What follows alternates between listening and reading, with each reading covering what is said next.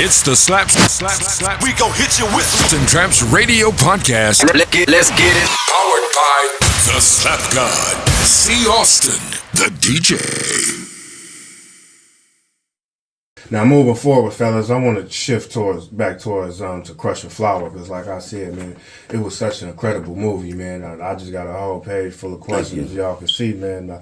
Before we even get on that, man, I want y'all to talk to me about some of the challenges y'all face making this movie, you know what I'm saying, and some of the politics of being an independent film director. Speak on it. COVID was one. Yeah, very challenging. COVID was challenging because we could have been done with the damn movie, man. Mm-hmm. Right. If that didn't happen. But I'm glad that it did because we was able to take our time with it. We was able to develop these characters. We was able to see, especially to see these kids grow. And they not just little kids that's doing this shit. And you can see them as, you know, young adults understanding it and accepting it and dealing with it.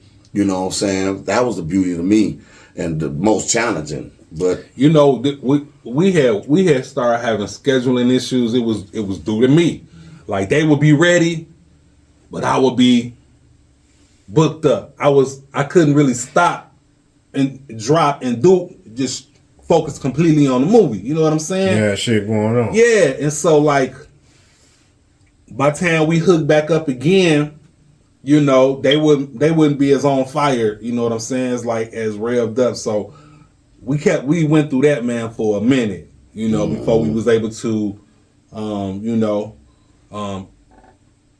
shout out to Collective Thrones. Collective Throne came in, gave us a financial hand, and that financial hand let me be able to sit down and get straight focus on the movie without worrying about having to run around and take a job here and a job there and all that. Just focus directly on the project. Shout out to them for that, man. Thank God for good people who believe in talent.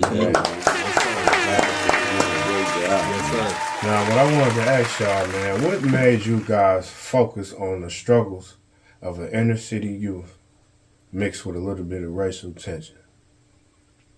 Cause that shit, man, I just can't get over that scene. You know what I'm saying? Now, what's the white girl, like the white lady name? Miss Edith. Miss Teresa Walker.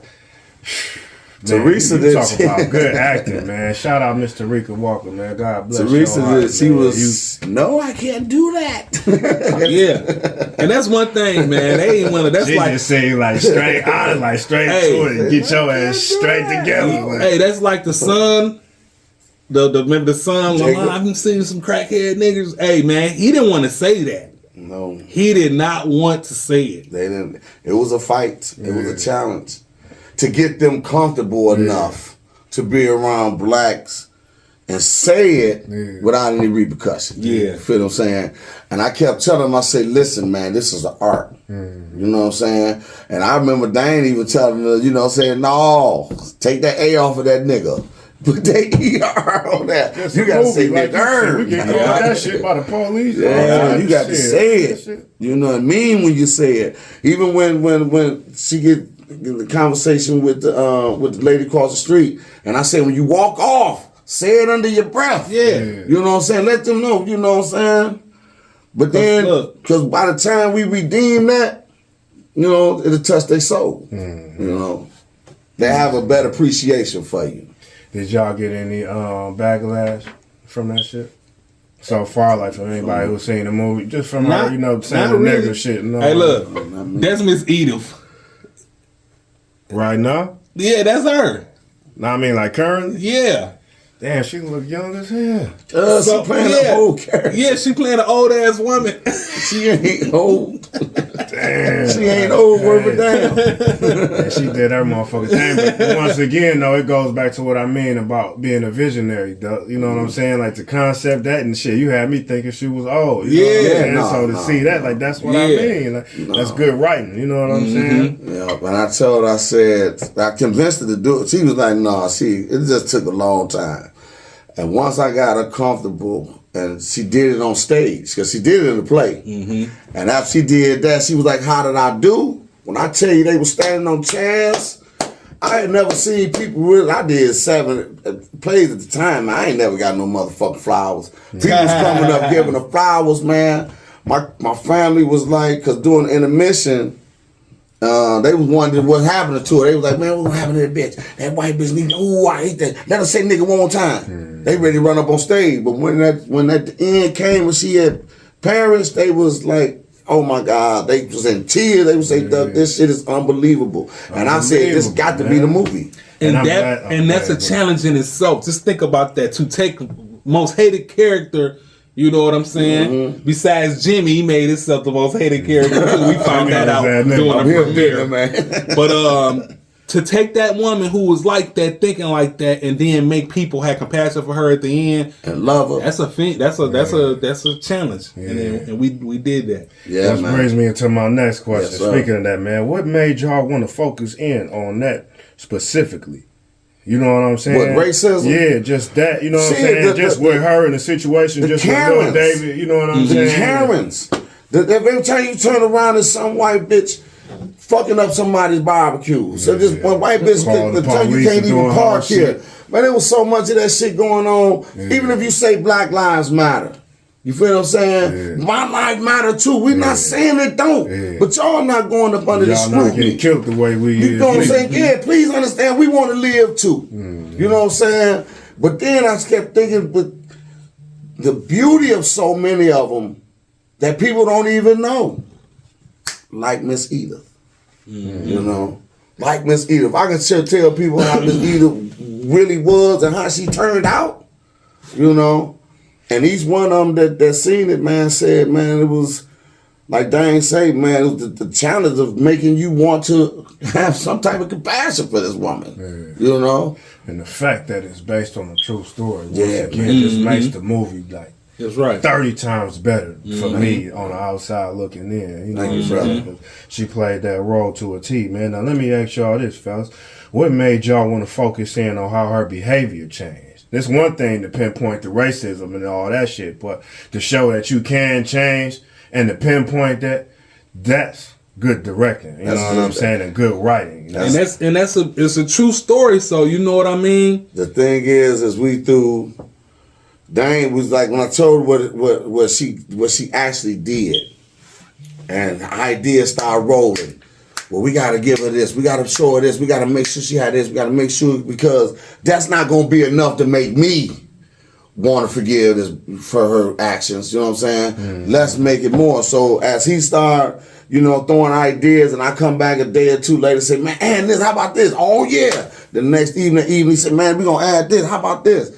And then I'm thinking it's going to be different the way he showed it. You feel what I'm saying? You got to realize he behind the editing room. I don't know. We got the ideas, but when he brought it, man, I started crying, man. I said, man, I can't believe how you took that simple piece into a 2-minute segment and put it together.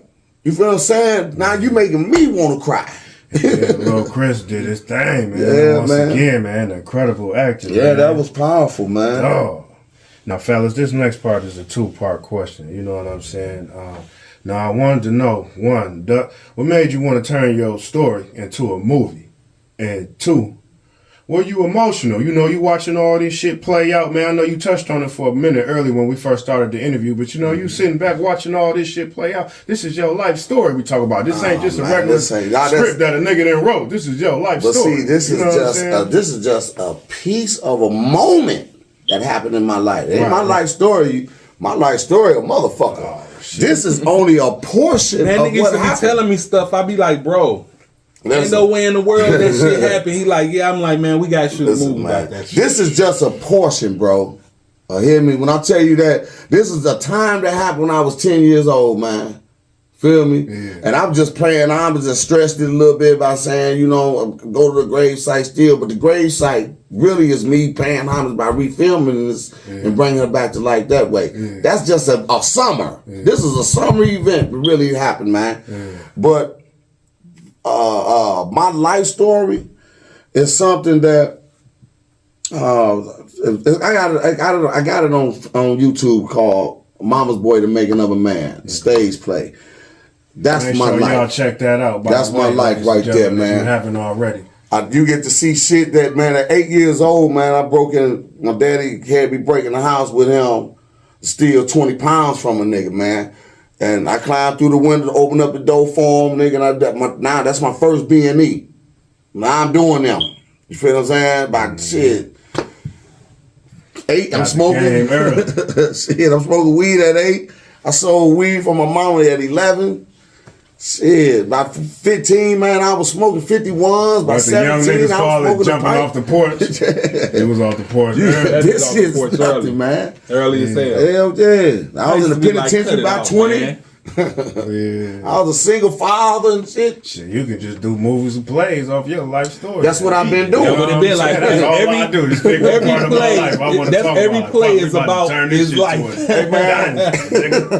You know what I'm saying? Every play is about that, dog. That's dope. Every play I did is a portion of my life. When I did the mailman, it was about the time my mama used to make us go get her mail early. The mailman meet him at his spot. When he get there, he give her a check. So by the time he come around by 2 o'clock, she done gave him some lemonade or she gave him some Pepsis and shit. And they sitting kicking it, you know what I'm saying? Yeah. And I just told that story. That's all I'm doing is telling the events that happened in my life. Well, keep that shit going, man. Cause shit, you got a fan like a motherfucker right here. Thank you, brother. It's the Slapz. We gon' hit you with And Trapz Radio Podcast. Let's get it. Powered by the Slap God. C. Austin, the DJ.